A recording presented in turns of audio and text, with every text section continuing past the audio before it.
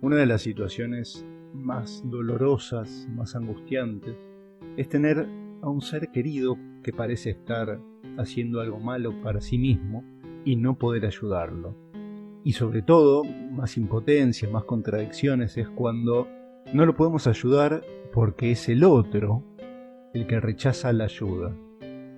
La rechaza porque niega necesitarla o porque lo reconoce, inclusive se queja mucho y nos reclama nuestra intervención con su problema, pero a todas nuestras propuestas y sugerencias les encuentra objeciones. En ambos casos, si insistimos en que tiene que cambiar, esa actitud nuestra es sentida por el otro como una crítica, la vive como una descalificación, eso lo lleva a contraatacar y todo termina en una pelea. En el primer caso, cuando el otro niega tener algún problema, nos termina acusando de que exageramos, de que nos entrometemos en su vida y nos retruca que en realidad somos nosotros quienes necesitamos la ayuda. En el segundo caso, cuando nosotros nos hartamos de ofrecerle soluciones que sistemáticamente son rechazadas, nos termina acusando de que no lo comprendemos. Un padre diabético que no se cuida en las comidas, una madre con depresión que no quiere ver a un psiquiatra ni hacer terapia, un amigo con alguna adicción problemática que él sin embargo dice que controla, una hija con anorexia o que tiene un novio violento al que no quiere dejar, un hijo que se junta con amigos que están en actividades delictivas, una esposa que ya tuvo un ACV pero no quiere dejar de fumar, un esposo que se juega el sueldo entero en el casino pero niega tener un problema con el juego. ¿Qué hacemos ante estos casos? ¿Cómo lidiamos con esa impotencia que se resume en dos palabras que se repiten una y otra vez con desesperación, casi con incredulidad, y que son no entiende?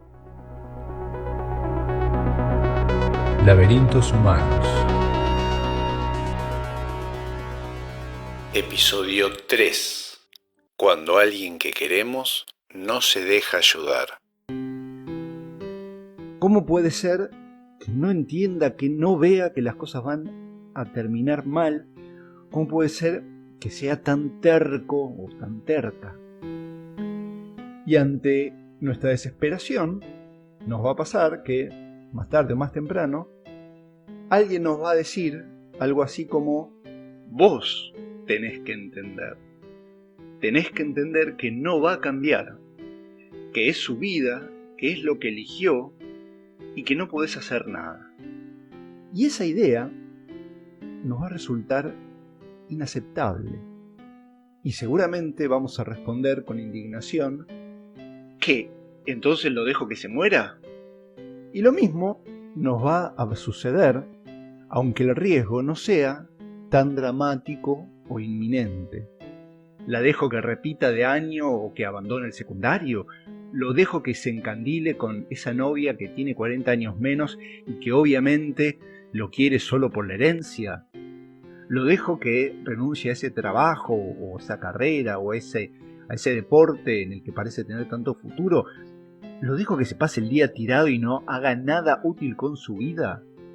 Para intentar salir de esta encrucijada donde no podemos quedarnos de brazos cruzados, mirando cómo alguien que queremos arruina su vida, pero tampoco podemos hacer nada para que cambie, vamos a utilizar algunas categorías para al menos poder pensar con menos palabras.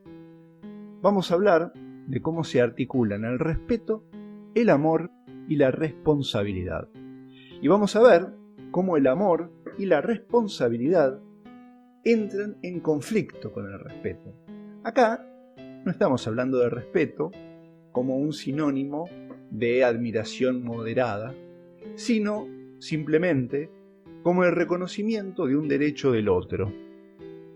En este caso, sería reconocerle al otro su derecho a decidir cómo vivir. El respeto, como tiene siempre una valoración positiva, es fácil cuando se trata de algo que le hace bien a la otra persona, pero nos resulta contraintuitivo, es decir, difícil de entender, que se pueda respetar que alguien se lastime o descuide. ¿Cómo puede ser respeto eso? Entonces nos preguntamos, pero si no intervenimos, ¿lo estamos respetando realmente o en realidad lo estamos abandonando? ¿No es nuestra responsabilidad ayudarlo aunque no quiera? Y esta es una pregunta crucial. En este contexto, responsabilidad funciona como obligación. Y el tema a dirimir es ese, porque entonces nuestro deber termina donde empieza el derecho del otro. Y a la inversa, acá vemos cómo entran en conflicto responsabilidad y respeto.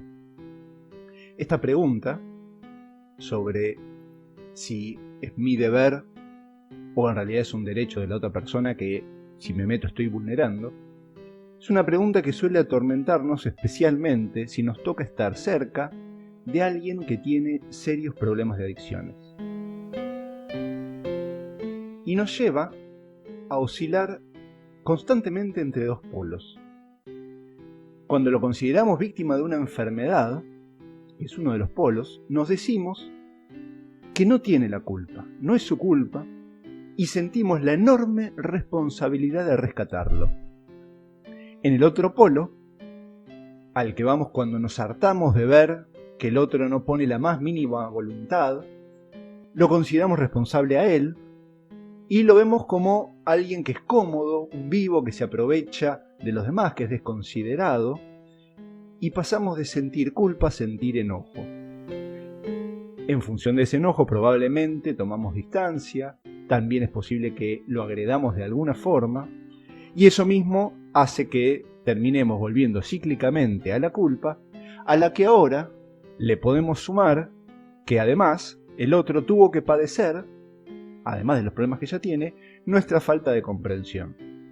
Y ahí nos quedamos atascados, atrapados en la pregunta que más desvelo produce y que podríamos sintetizar como: ¿es un terco responsable de su terquedad, un vivo, un vago, un caprichoso, o es una persona enferma que no puede consigo mismo?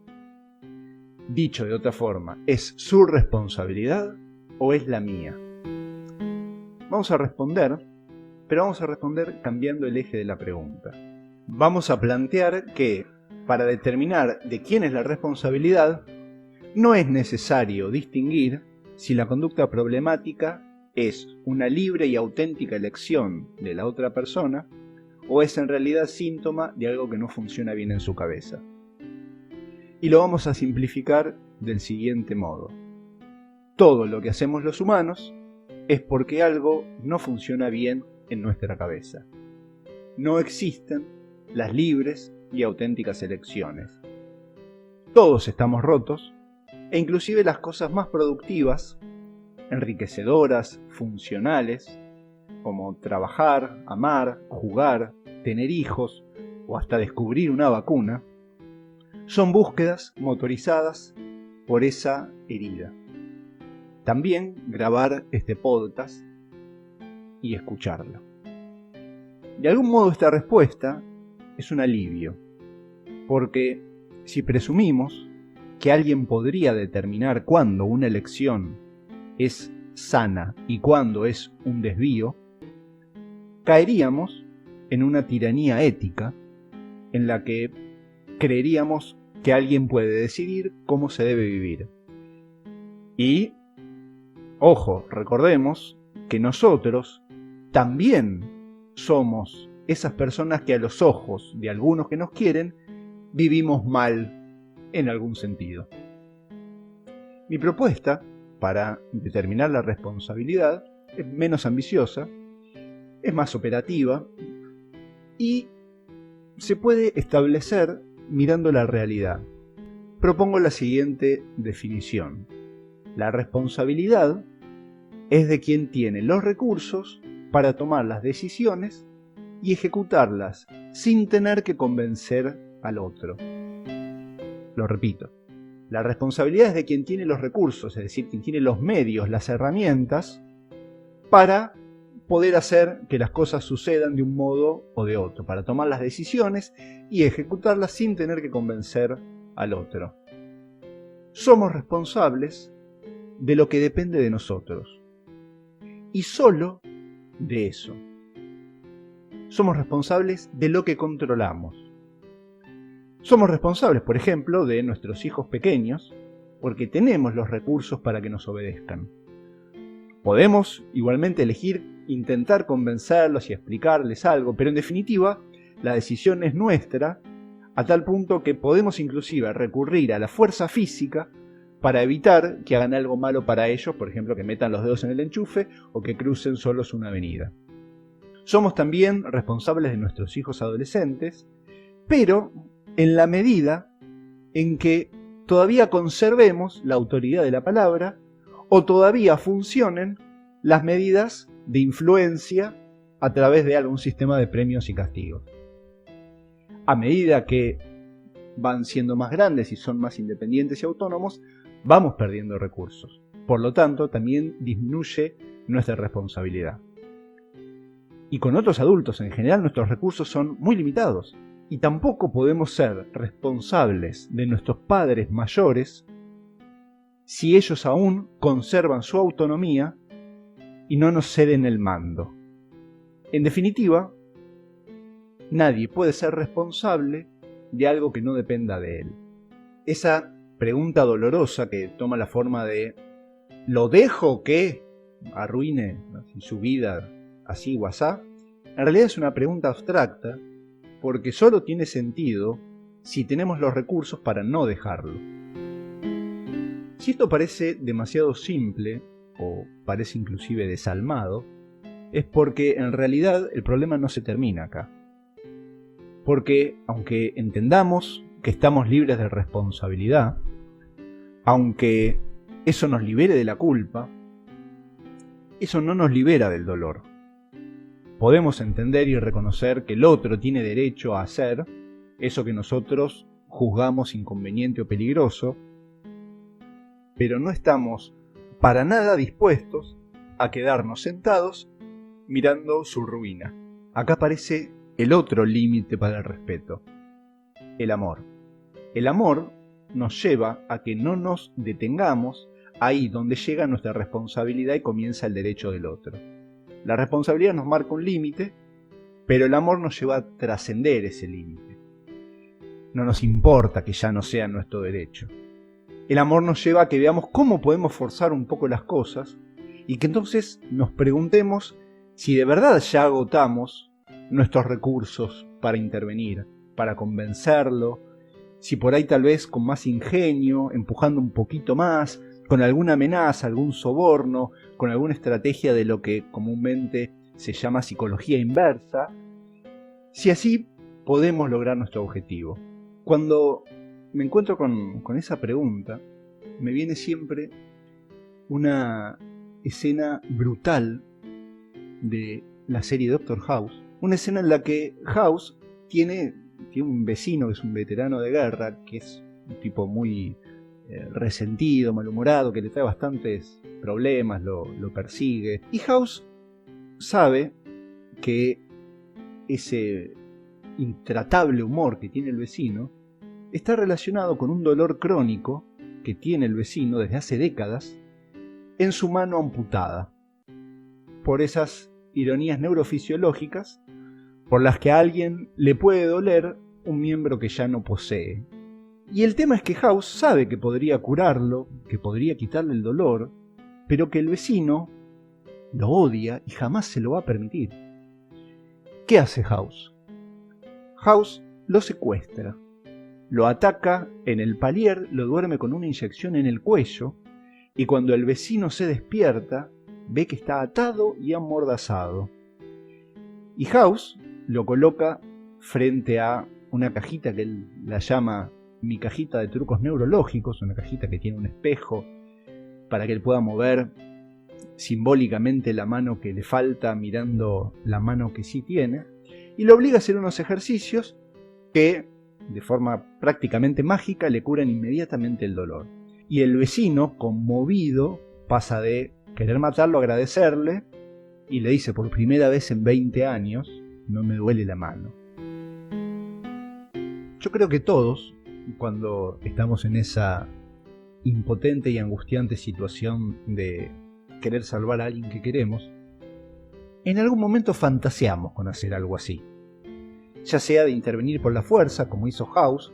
Claramente no lo hizo por amor a su vecino, sino para estar más cómodo él, o en todo caso por ese amor que siente por resolver los acertijos de su profesión.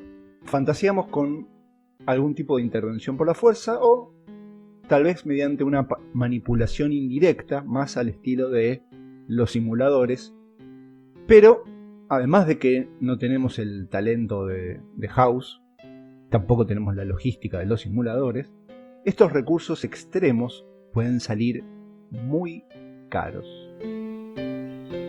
Cada vínculo tiene su propia lógica de responsabilidad y de respeto.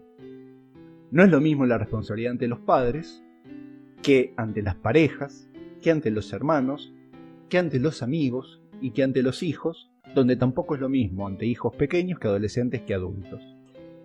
Y estas diferencias se vuelven críticas en dos tipos de vínculos. Uno es con hijos adolescentes, donde dijimos que tal vez podemos encontrarnos que nuestra responsabilidad real, es decir, nuestros recursos, nuestras herramientas para intervenir y hacer que las cosas sucedan o no sucedan, a veces desaparecen antes de lo que se supone. A veces desaparecen inclusive mientras para la ley aún somos responsables de ellos. Y ahí tenemos una situación muy difícil porque no nos podemos librar de responsabilidad, dependen de nosotros, pero en la práctica no dependen de nosotros. Es una situación de mucha desesperación. Y también sucede con los padres mayores, porque eso nos enfrenta con otro conflicto, porque hay dos motivos para no tener recursos. Uno es que la persona nos niega esos recursos, y otro es que nuestros recursos los tenemos que repartir en diferentes áreas.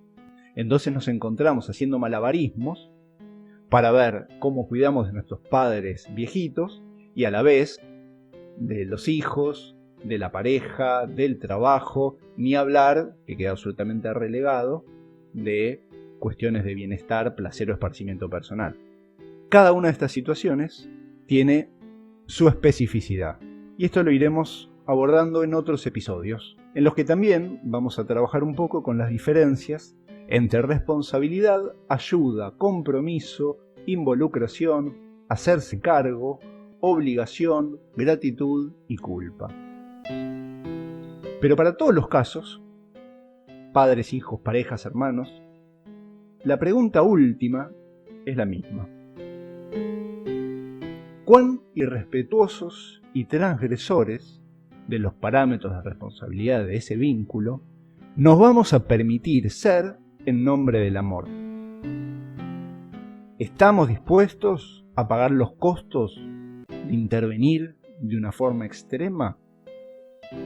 Y la duda que siempre nos va a quedar